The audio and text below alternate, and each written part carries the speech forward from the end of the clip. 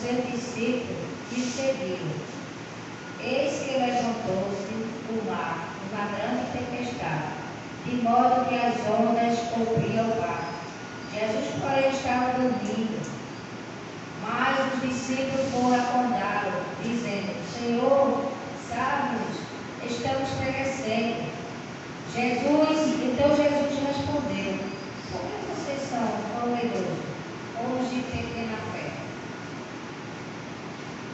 E levantou-se e repreendeu o vento e o mar, e tudo ficou bem e calmo. E aqueles homens ficaram admirados, dizendo: quem é esse que até o vento e o mar lhe obedecem? Amém? Glória a Deus.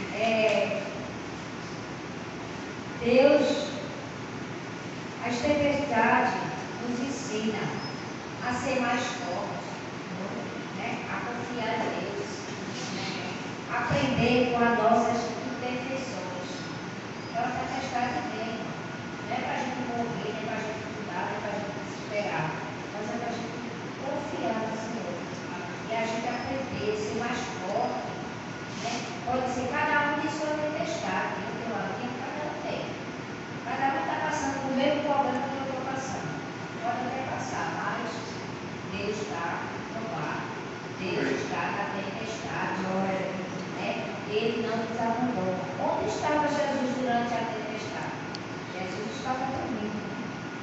Né? O Senhor não abandonou e nem nunca deixará. Ele acalma a carícia. E deixará e deixará. Ele acalma a carícia. Ele quando permanece, quando a gente permanece firme, né?